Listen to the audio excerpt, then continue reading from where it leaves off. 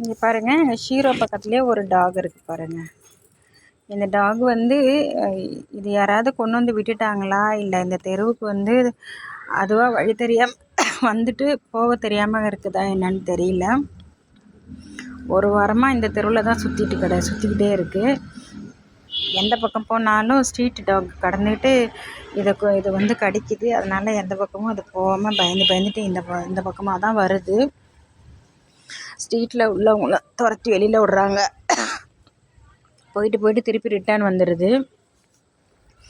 எங்கள் ஷீரோவை நாங்கள் வாக்கிங் கூட்டிகிட்டு போகிறதெல்லாம் அது பார்த்துக்கிட்டே இருந்துட்டு இது எங்கள் வீட்டுக்கு வருது. எங்கள் வீட்டுக்கு வந்தோடனே அது உடம்புல எல்லா டாகும் கடித்து அது உடம்பெல்லாம் காயம். அதுக்கு எங்கள் பாப்பா தான் வந்து அது மஞ்சள்லாம் தடவி இப்போ வந்து எங்கள் வீட்டில் தான் இது இருக்குது. நாங்கள் சாப்பாடு போட்டுட்ருக்கோம். இந்த டாகுக்கு சொந்தக்காரவங்க யார் என்னன்னு தெரில. ஏதோ வீட்டில் வளர்த்துருப்பாங்க போல். நம்ம மனுஷால் போனோன்னா நம்ம பக்கத்துலேயே தான் வருது. மனுஷங்க கூடயே வருது. மனுஷங்க பக்கத்துலேயே நிற்கிது. அதனால் இந்த டாகை பார்த்தீங்க அப்படின்னா அது பாருங்கள், நல்லா வேணால் பக்கத்தில் வேணால் போய் காமிக்கிறேன். ரொம்ப கஷ்டமாக இருக்குது. எங்களால் அதுக்கு அதிகமான அன்பை கொடுத்து வளர்க்க முடியாது. ஆல்ரெடி நாங்கள் ஒரு டாக்கு வந்து அன்பு அதிகமாக கொடுத்து வளர்த்துட்ருக்கோம். சோறு தான் இதை போடுறோம். நாங்கள் 3 நாளாக இப்போ சோறு போட்டுட்ருக்கோம். 3 நாளும் கிடையாது, 4 நாளாகவே சாப்பாடு போட்டுட்ருக்கோம். தெருவிலே நின்றுட்டுருக்கு, எப்பாவும் நம்ம வீட்டுக்கு வருதேன்னுட்டு.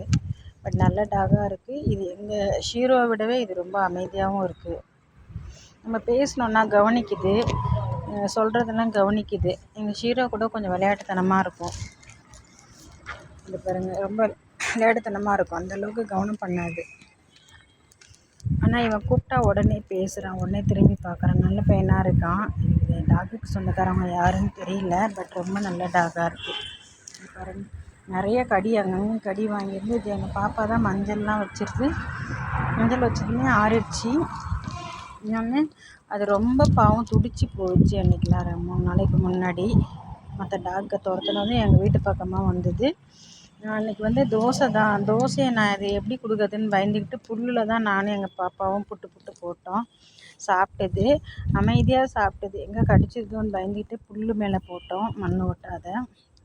ஆனால் அது என்ன பண்ணுச்சு அப்படின்னா, கையில் நாங்கள் திருப்பி எங்கள் பாப்பா கொடுத்தது வாங்கி சாப்பிட்டது. அழகாக கையில் வாங்கி சாப்பிட்டதுக்கப்புறம் புல் மேலே எத்தனை போட்டாலும் சாப்பிடவே இல்லை. அதே போல் தண்ணி கீழே இருந்ததெல்லாம் குடிச்சிது. பாத்திரத்தில் ஊற்றி வச்சோம். அதுக்கப்புறம் இப்போ பாத்திரத்தில் குடிக்க மாட்டேங்குது. நம்ம பக்கத்தில் வந்து நிற்கிது. இது யாரோட டாகுன்னு தெரியல. இது வீணா கைக்கடியில் தான் இருக்குது. இந்த லொக்கேஷன் பார்த்துக்கோங்க. சப்போஸ் டாக் யாருக்காவது காணும் அப்படின்னா இந்த இதில் கமெண்ட் போடுங்க. நான் வந்து நம்பர் தரேன், வந்து கூட்டிகிட்டு போயிடுங்க. இந்த வீடியோ பார்க்குறவங்க டாக் ஏதாவது இந்த மாதிரி இருந்துச்சு அப்படின்னா கமெண்ட் பண்ணுங்கள்.